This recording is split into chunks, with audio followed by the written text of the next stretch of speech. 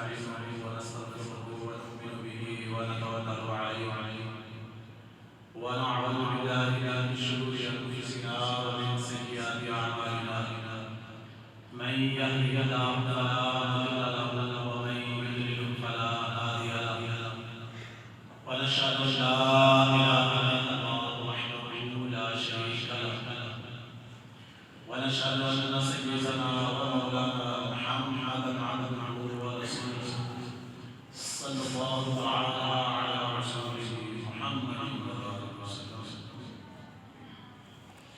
أما بعد فأعوذ بالله من الشيطان الرجيم.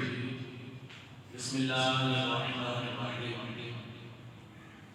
لقد سمع الله قول الذين قالوا إن الله فقير ونحن أغنياء. آمنت بالله صدق الله مولانا العظيم وصدق رسوله النبي الكريم الأمين ونحن على ذلك من الشاهدين والشاكرين والحمد لله رب العالمين. قال الله تبارك وتعالى في شان حبيبه مخبرا وآمرا إن الله وملائكته يصلون على النبي يا أيها الذين آمنوا صلوا عليه وسلموا تسليما. تمام حضرات حضور علیہ السلام کی بارگاہ عالیہ میں درود شریف کا نذرانہ پیش کریں. صلوات و سلام علیہ یا سیدی یا رسول اللہ وعلی آلہ وصحبہ یا سیدی یا حبیب اللہ. الصلاۃ والسلام علیہ یا سیدی یا حبیب اللہ وعلی آلہ وصحبہ یا سیدی یا خاتم النبیین. مولانا صلی وسلم دائما ابدا على حبيبك خير الخلق كلهم. هو الحبيب الذي رضي شفاعته لكل هول من الاحوال والرحيم. بلغ العلام كماله كشف الشجاب جماله حسنت جميع صفاته. صلوا عليه وآله صلوا عليه وآله. تمام تعریفیں اس پاک ذات کی جو رب العالمین تمام جہانوں کا بنانے والا ہے اور جس کے قبضہ قدرت سے کوئی بھی چیز باہر نہیں. خالق کائنات مالک کائنات ایسی پاک ہستی ایسی مقدس ہستی کہ امیری فقیری بادشاہی عزت ذلت سب اسی کے ہاتھ میں. اور درود شریف حضور کو نور شافع یوم النشور امام الانبیاء خاتم النبیین جناب احمد محمد مصطفیٰ صلی اللہ علیہ وآلہ وسلم کی پاک بارگاہ میں پیش کرنے کے بعد اللہ تبارک و تعالیٰ کی پاک بارگاہ میں دعا ہے کہ اللہ پاک اپنے پیارے محبوب علیہ السلام کے وسیلہ جلیلہ سے پیر طریقت رحمت شریعت حضور پیر سائیں سرکار احمد عالم قادری دعوت اوقات و منصیہ اللہ پاک آپ کو صحت و تندرستی عطا فرمائے اور آپ کا جو مشن ہے اللہ پاک اس کو قیامت تک جاری رکھے. اور اللہ پاک سے دعا ہے اللہ پاک پیارے حبیب علیہ السلام کے جوڑوں کے سونے سے آپ کا جو آسمان ہے اس کو قیامت تک جاری رکھے. تو حمد و ثنا کے بعد نہایت ہی واجب الاحترام سامعین حضرات اور حاضرین، سورۃ آل عمران آیت نمبر 181 وہ تھوڑی سی بڑی ایک جز اس کا تھوڑا سا کہ دعا ہے اللہ تبارک و تعالیٰ اس کے مطابق حق سچ بیان کرنے کی توفیق عطا فرمائے اور ہم سب کو سن سنا کے اس پہ عمل کی توفیق عطا فرمائے۔ جیسا کہ ہمیں پتہ ہی ہے کہ یہ جو مہینہ مبارک مہینہ سیدنا ابوبکر صدیق رضی اللہ تعالیٰ عنہ کے مہینے سے جانا جاتا ہے۔ اس مہینے میں آپ کی وفات ہوئی 22 تاریخ کو، تو اس حوالے سے آپ رضی اللہ تعالیٰ عنہ کی سیرت کی کچھ چند عنوانات، کچھ چند باتیں انشاءاللہ ذکر کروں گا، اور اگر کوئی رہ گئی انشاءاللہ اگلے جمعہ میں تو کسی شاعر نے بڑے خوبصورت انداز میں سیدنا صدیق اکبر رضی اللہ تعالیٰ عنہ کی شان میں بہت زیادہ ویسے تو منقبت لکھی گئی ہے، تو شاعر کیا کہتا ہے کہ دیکھنے ہوں جو عشق کے آداب، عشق تھا نا حضور علیہ السلام سے بے پناہ عشق، دیکھنے ہوں جو عشق کے آداب، دیکھنا پڑھ کے سیرت صدیق ہے کہ اگر تو عشق کے آداب دیکھتے ہیں نا تو سیدنا صدیق اکبر کی سیرت آپ پڑھ کے دیکھیں، تمہیں پتہ چل جائے گا کہ حضور علیہ السلام کی بارگاہ میں اور حضور سے عشق کس طریقے سے کیا۔ آپ کی سیرت پڑھو تو پتہ چلے گا کہ واقعی کسی نے عشق کیا تھا محبوب سے، محبوب سے عشق تھا تو آپ کا منہ مبارک زخمی ہوا محبوب سے عشق کی وجہ سے،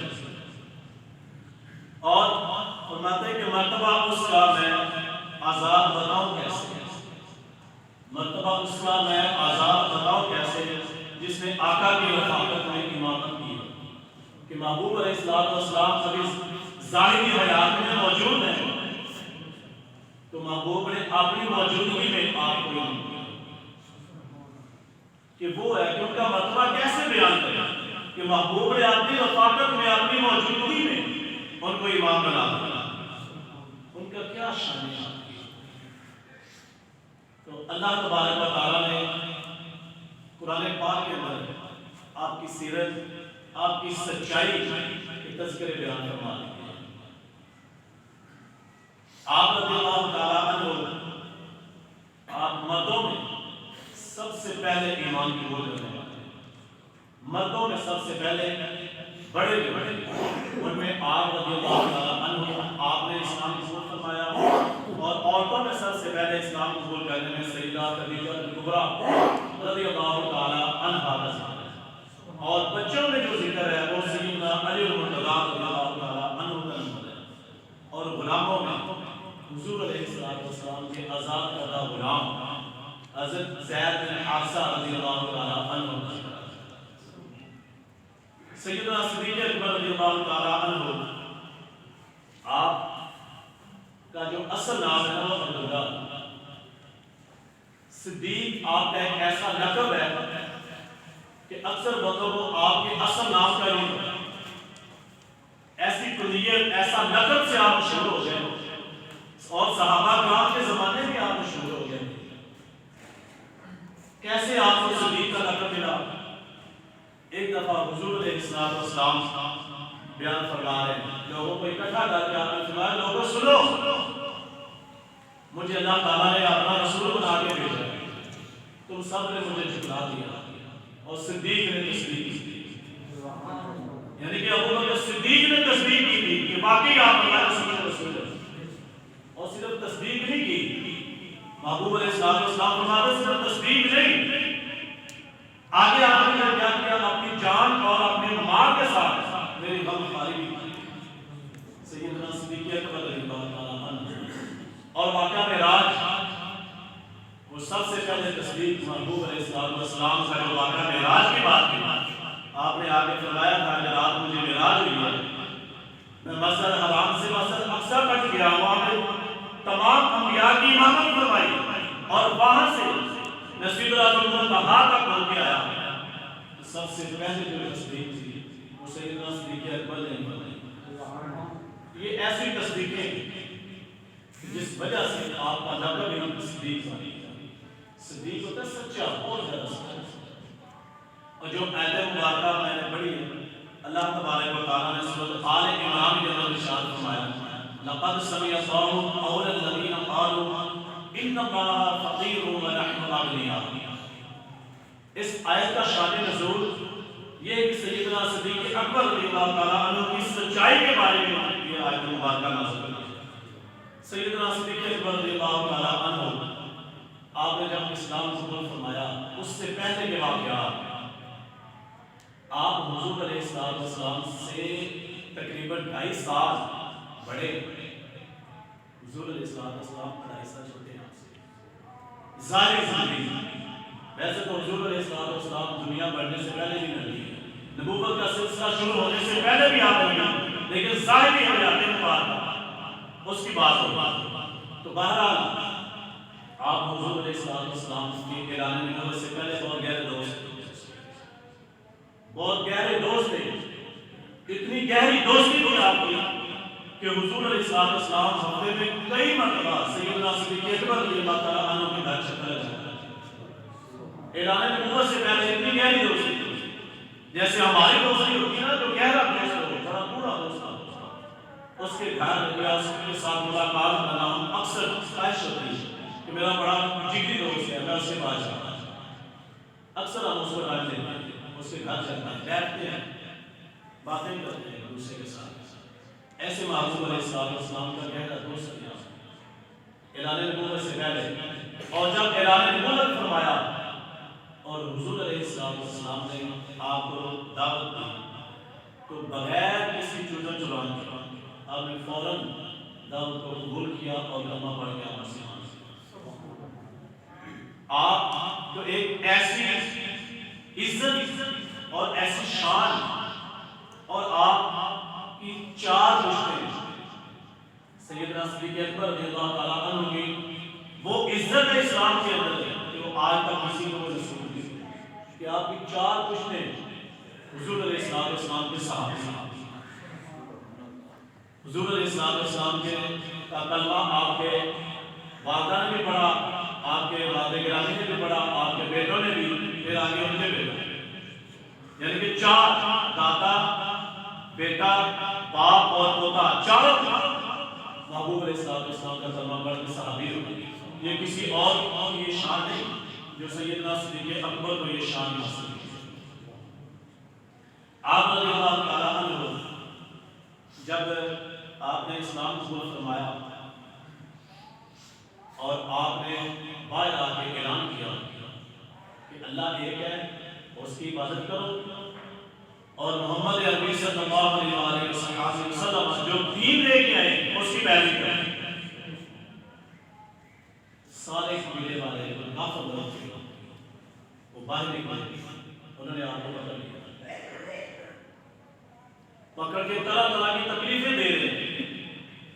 ایسی ایک مرتبہ حضور علیہ السلام کی باہر نکلے ہیں دین کی دعوت کے لیے, تو کافروں نے ابی معیط وہ باہر آیا, اس نے حضور علیہ السلام کو پکڑ کے آپ کی گردن مبارک کے اندر کپڑا ڈال کے آپ کو اتنا اپنا گلا گھٹا کے آپ کا گلا زخمی, اتنا زور سے گلا دبایا. اور سیدنا ابو بکر صدیق رضی اللہ تعالیٰ عنہ کو کسی نے خبر دی کہ آپ کے ساتھی کے ساتھ زیادتی کر رہے ہیں, بدسلوکی کر رہے ہیں, بےادبی کر رہے ہیں. تو حضرت اسماء بنت ابی بکر صدیق رضی اللہ تعالیٰ عنہ آپ فرماتی کہ اس وقت میرے ابا جان گھر میں تھے, تو کسی نے باہر سے آواز دی کہ تیرے ساتھی کو پکڑ کے مار رہے ہیں. فرماتی کہ ابا جان فوری دوڑے گا, گھر سے بھاگ گئے. فرماتی کہ جب گھر سے نکلے تو 4 چوٹیاں تھیں آپ کی گلی بالوں کی, تو وہاں پہ گئے تو آپ نے کافروں کو پیچھے ہٹایا اور جا کے یہ فرمایا کہ اس آدمی کو تم مار رہے ہو, زیادتی کر رہے ہو, قتل کرنے کا ارادہ کرتے ہو, کہ جو کہتا ہے کہ نبی اللہ تمہارا بندہ ہے, اس وجہ سے مار رہے ہو کہ وہ صرف اس کا ایک ہی بات ہے, ایک ہی کلام ہے کہ میرا بندہ ہے, یہ قصور ہے اس کا. تو فرماتی کہ جب انہوں نے حضور علیہ السلام سے کافروں کو پیچھے ہٹایا, محبوب کو بھی کافی انہوں نے زخمی کیا, لیکن جب انہوں نے یہ باتیں کی کہ تم کیوں ان کے در پہ ہو, کیوں مارنے کے چکر میں؟ قصور ہی کیا ہے؟ صرف یہ کہ ربی اللہ، یہ شخص یہ کہتا ہے کہ میرا رب بتا ہے، صرف اس وجہ سے مار دے۔ آپ فرماتی کہ انہوں نے حضور علیہ السلام کو چھوڑ کے نام میرے ابا جان کو بتا دیا، بہت زیادہ انہوں نے مارا، اتنا مارا کہ آپ کا ناک مبارک اور چہرہ مبارک سوزش کی وجہ سے ایک ہو گیا۔ تو فرماتی کہ ہمارے قبیلے والے آئے، انہوں نے آپ کو اٹھایا، گھر لے گئے، اور باقی ہمارے رشتہ دار بھی آ گئے۔ آپ کا قبیلہ تھا بنو تیم۔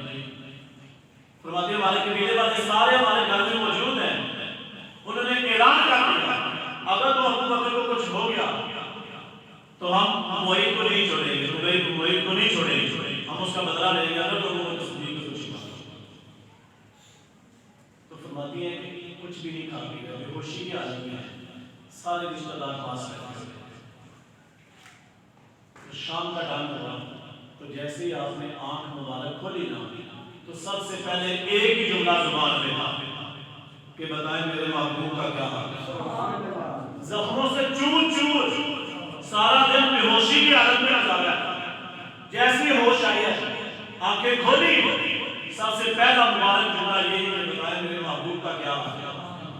تو تمام جو رشتہ دار تھے نا وہ ناراض ہوئے کہ جس کی خاطر تیری یہ حالت ہوئی ہے، جس کی وجہ سے تیری یہ حالت ہوئی ہے، تیری تو دشمنی کوئی نہیں ان کے ساتھ، دشمنی تو محمد عربی کی ہے نا، وہ ایک نیا دین لے کے آیا، تیری تو دشمنی کوئی نہیں، آپ تو بہت بڑے تاجر تھے۔ رشتہ دار کہتے ہیں ابو بکر انسان باتوں کے چکروں میں اس محمد عربی کی خاطر کی یہ حالت ہوگی، سارا دن انہوں نے بے ہوشی میں اس نے گزارا، اٹھ کے پھر بھی کوئی باتیں کر رہے ہیں محمد عربی کا بتائیں کیا حال ہے، تو سارے ناراض ہو جائے۔ تو آپ نے فرمایا کہ خدا کی قسم کہ جب تک میں محمد عربی کو دیکھنا لوں گا کچھ کھاؤں گا، میں اپنے محبوب کا دیدار کر کے کچھ کھاؤں گا پیوں گا، اس سے پہلے نہ کچھ کھانا نہ پینا۔ تو آپ نے اپنی والدہ ماجدہ ابھی تک انہوں نے اسلام قبول نہیں فرمایا،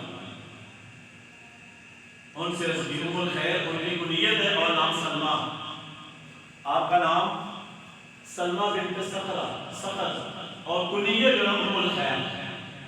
آپ نے ان سے عرض کی ابھی جان میرے محبوب کا حال بتائیں، آپ جائیں ان کا حال پوچھیں کہ ان کا حال کیا ہے، مجھے تو اب ہوش آ گیا، میں اب بھی ہوں، محبوب کا پتہ کر دیا۔ تو ماں نے ابھی تک کلمہ نہیں پڑھا، انہوں نے بھی ڈانٹنا شروع کر دیا کہ بیٹا اس نبی کی خاطر تیری یہ حالت ہے، چھوڑ دے اس بات۔ آپ نے فرمایا ابھی جان نہیں، میں نہیں چھوڑ سکتا، آپ جائیں ام جمیل کے پاس جائیں، ان سے محبوب کا پتہ کریں۔ آپ گئی ام جمیل کے پاس جا کے پوچھا کہ میرا بیٹا ابو بکر، وہ محبوب علیہ السلام کا حال پوچھا، تو ام جمیل کو پتہ ہے کہ آپ کی جو والدہ ہے انہوں نے ابھی اسلام قبول نہیں کیا، تو یہ ایک راز ہے، کیوں؟ کیونکہ دشمن پیچھے ہیں اس کے کہ کوئی نقصان نہ پہنچا۔ تو آپ نے فرمایا مجھے نہیں پتا، میں نہیں جانتی کہاں پہ۔ تو آپ نے کہا کہ نہیں لازمی بتاؤ، میرے بیٹے کا بہت برا حال ہے، نہ وہ کچھ کھا رہا ہے نہ پی رہا، اس نے قسم اٹھا رکھی ہے جب تک محبوب کا دیدار نہیں کروں گا نہ کچھ کھانا نہ پینا ہے، وہ زخموں سے چور چور ہوا پڑا ہے۔ آپ بتائیں میرے والی آپ نے فرمایا ہاں ایک شرط ہے، مجھے ان کے پاس لے جاؤ، میں ان کو بتاؤں گا کہ محبوب کہاں پہ ہے، اگر تو اسلام قبول کیا تب پھر آپ نے بتا دینا، کیونکہ پھر مسئلہ ہی نہیں ہے۔ بہرحال آپ آئیں تو آگے جیسے ہی دیکھا نا تو آپ نے رونا شروع کر کہ ابو بکر آپ کی یہ حالت، ان کافروں نے یہ حالت کی صرف کس وجہ سے کی ہے کہ آپ نے محبوب کا کلمہ پڑھ لیا، یہ صلہ دیا کلمہ پڑھنے میں ان بدبخت لوگوں نے۔ تو آپ نے فرمایا کہ مجھے محبوب کا بتائیں کہاں ہے، رشتہ دار ہی چلے گئے، انہوں نے فرمایا کہ محبوب فلاں جگہ ہے، تو آپ نے فرمایا کہ میں ان کا دیدار کرنا چاہتا ہوں۔ تو آپ کی والدہ ام الخیر اور ام جمیل دونوں نے کہا کہ بیٹا بھی نہیں، ابھی تو کافر دیکھ لیں گے ہمیں کہ یہ کہاں پہ جا رہے، کیا پتا پیچھا کر کے محبوب کو پکڑ کے نقصان نہ پہنچے۔ ابھی نہیں، رات گہری ہو گئی، اندھیرا چھا جائے، پھر چلے گئے۔ رات گہری ہوئی، دونوں نے، عورتوں نے آپ کو اٹھا لیا، رات کے سناٹے میں جا رہے ہیں۔ جیسے محبوب علیہ السلام کو دیکھا ہے نا تو محبوب کھڑے ہو گئے، کھڑے ہو کے آپ نے استقبال کیا کہ میرا غلام آیا۔ کیسے وہ آتا ہے جو غلاموں کے استقبال کے لیے کھڑے ہو گئے؟ تو محبوب نے فرمایا ابو بکر صدیق کیا حال ہے؟ عرض کہتے یا رسول اللہ میں ٹھیک ہوں، آپ اپنا حال۔ ایسی محبت کیا، ایسی محبت۔ اور جب یہ آیت مبارکہ نازل ہوئی نا، اس کا واقعہ یہ ہے، اس آیت مبارکہ کا شان نزول یہ ہے کہ سیدنا ابو بکر صدیق رضی اللہ تعالیٰ عنہ آپ جا رہے ہیں اور رستے میں یہودیوں کا ایک بہت بڑا عالم جو تورات کا بہت زیادہ علم رکھنے والا تھا، اس کا نام فنہاس، وہ بیٹھا ہو رہا ہے، لوگوں کو تبلیغ کر رہا ہے۔ تو سیدنا ابو بکر صدیق رضی اللہ تعالیٰ عنہ نے فرمایا فنہاس تو جانتا ہے نا جس چیز کی تو تبلیغ کر رہا ہے، تورات کے اندر بھی محبوب کے تذکرے ہیں، انجیل بھی تو جانتا ہے، تورات کا تو عالم ہے، تجھے پتہ ہے تورات کے اندر محبوب کے تذکرے ہیں، تو پھر کوئی خدا کا خوف کر ان کو توحید کی دعوت دی۔ تو اس بدبخت نے بہت عجیب و غریب اللہ تعالیٰ کی شان میں گستاخیاں بھی ابھی ہیں۔ اس نے کہا کہ اس اللہ کی توحید کی میں بات کروں جو کیا کہتا ہے کہ منزل الذی یقرض اللہ قرضا حسنا، کہ کون ہے جو اللہ کو قرض حسنا دے؟ حالانکہ قرض حسنا سے مراد وہ قرض کی جو ہم دیتے ہیں، وہ تو نیکیوں کا اچھا قرض۔ وہ بدبخت یہ کہہ رہا ہے کہ اس خدا کی توحید کی میں دعوت دوں جو ہم سے قرض ہے، جو نعوذ باللہ ہم سے قرض مانگتا ہے، جو کہتا ہے کہ مال غنیمت اللہ اور اس کے رسول کے لیے ہے، وہ تو ہم سے مال مانگ رہا ہے۔ اس رب کی میں تبلیغ کروں، اس کی میں دعوت دوں توحید کو۔ ہم فقیر نہیں ہیں، رب فقیر بنا ہوا ہے، وہ کہہ رہا مجھے قرض بھی دو، مال غنیمت بھی ہمیں دو، فلاں فلاں کام میرے لیے دو، تو ہم غنی ہیں، رب فقیر ہے، میں اس میں دعوت نہیں دے سکتا۔ تو سیدنا ابو بکر صدیق رضی اللہ تعالیٰ عنہ آپ جلال میں آ گئے، آپ کو غصہ آیا، آپ نے تھپڑ مارا اس کے منہ سے، گر گیا، اور ساتھ اس کے جو مارنے والے بیٹھے ہوئے تھے وہ بھی تھے۔ تو وہ چلے گئے محبوب علیہ السلام کی بات کرنا، جا کے عرض کہتے ہیں، جا کے کہتے ہیں کہ ابو بکر نے مجھے تھپڑ مارا۔ فنہاس نے کہا کہ اللہ کے محبوب تمہارے مارنے والے نے، تمہارا کلمہ پڑھنے والے نے، تمہارے دوست نے، تمہارے ساتھی نے مجھے تھپڑ مارا۔ تو حضور علیہ السلام نے سیدنا صدیق اکبر کو بلایا، فرمایا صدیق اس کو تھپڑ مارا ہے؟ تو آپ نے اس کی یا رسول اللہ مارا۔ کیوں مارا ہے؟ عرض کی یا رسول اللہ یہ اللہ تعالیٰ کی شان میں گستاخی کر رہا تھا، بے ادبی کر رہا تھا، مجھ سے برداشت نہیں ہوئی، مجھ سے تو آپ کی بے ادبی اور گستاخی برداشت نہیں ہوئی، جو اللہ کی کیسے کر سکتا؟ سونے میں اللہ کی بے ادبی کر رہا تھا، گستاخی کر رہا تھا، یہ کہہ رہا تھا کہ اللہ فقیر ہے، ہم غنی ہیں، ہم بڑے سخی ہیں، اللہ سے قرض مانگ رہا ہے، تو مجھ سے نہیں لا دیا، میں نے تھپڑ مار دیا۔ تو حضور نے فرمایا کہ ہاں وہ فنہاس انہیں ایسے کہا، کہتا میں نے تو نہیں کہا، نکل گیا۔ اس کے ساتھی بھی نکل گئے، وہاں بھی کوئی مسلمان تو تھا نہیں کہ جو سیدنا صدیق اکبر کی گواہی دیتا ہے۔ جب کوئی بھی نہیں تھا تو اللہ تبارک تعالیٰ کا قرآن بولا، لَقَدْ سَمِعَ اللَّهُ قَوْلَ الَّذِينَ قَالُوا إِنَّ اللَّهَ فَقِيرٌ وَنَحْنُ أَغْنِيَاءُ۔ اللہ تبارک تعالیٰ نے فرمایا اگر وہاں میں کوئی صدیق کی گواہی دینے والا نہیں تو میں رب میں موجود ہونا۔ اللہ پاک نے فرمایا کہ بے شک اللہ نے سنا ہے، لَقَدْ سَمِعَ اللَّهُ، تحقیق بے شک اللہ نے سنا ہے۔ کیا سنا ہے؟ قول الذین، وہ بات، قالوا جو انہوں نے کہی تھی، ان اللہ فقیر ونحن اغنیاء، کہ بے شک اللہ فقیر ہے ہم غنی ہیں۔ تو یہ وہ صدیق اکبر ہے جن کی سچائی کے اللہ تبارک و تعالیٰ تذکرہ دیتا ہے۔ اکبر رضی اللہ تعالیٰ عنہ آپ کی شان بہت زیادہ، بہت ہی زیادہ شان ہے، جتنی بھی بیان کی جائے علماء کرام لکھتے ہیں کہ کائنات کے اندر انبیاء کے بعد اگر تو کسی شخص کا درجہ ہے تو وہ سب سے پہلا سیدنا صدیق اکبر ہے۔ نبیوں کے بعد النبیین، تمام نبیوں کے بعد کائنات کے اندر اگر کسی انسان کی سب سے زیادہ عزت، سب سے زیادہ شان، سب سے زیادہ مرتبہ ہے تو وہ صدیق اکبر ہے۔ آپ رضی اللہ تعالیٰ عنہ آپ بہت زیادہ بیمار ہو گئے، محبوب کی ظاہری مثالیں پاتے بہت زیادہ کمزور ہے، جسمانی طور پہ بھی کمزور ہے۔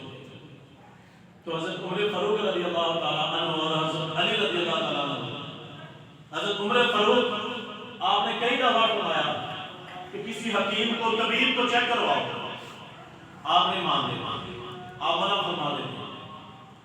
تو ایک دفعہ حضرت علی رضی اللہ تعالیٰ عنہ آپ کی سفارش بھی کر دی، پھر آپ مانے۔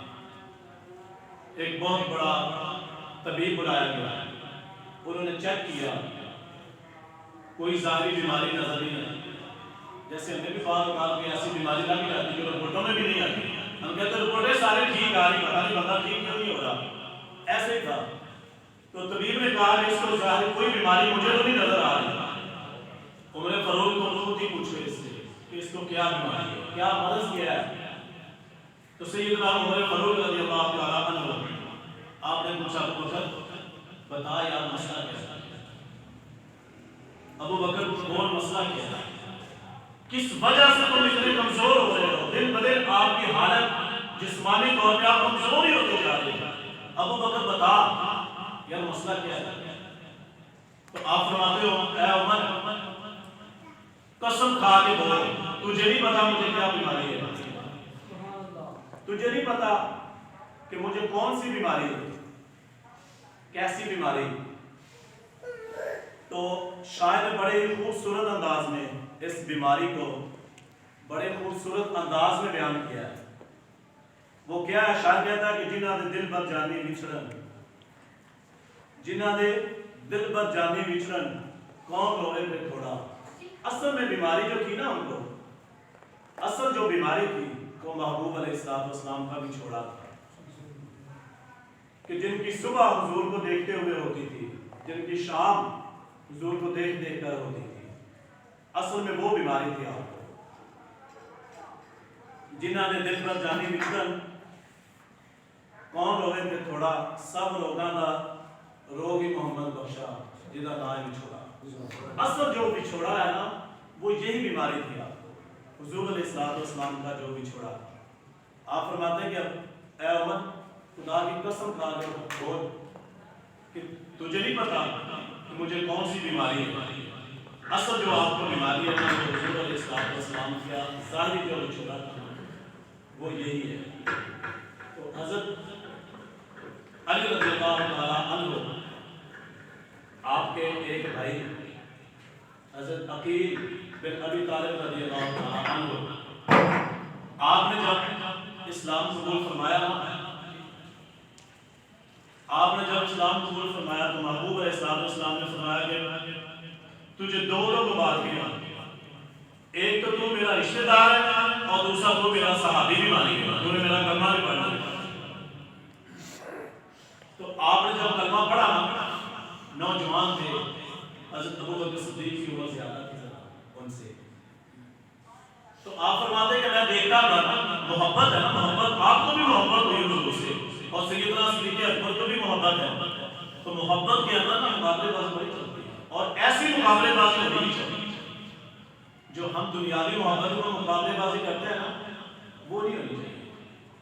بے پناہ محبت کے آپ اور آپ کی خواہش ہر کام، حضور کا جو بھی کام ہوتا تھا نا، ذاتی کام تھا، وہ حضور حضرت ابو بکر صدیق سے فرمایا کہ سفر پہ جانا تو فرمایا ابو بکر گھوڑا پہ جانا، کوئی بھی کام کرنا تو سب سے پہلے ابو بکر صدیق ہوتے تھے۔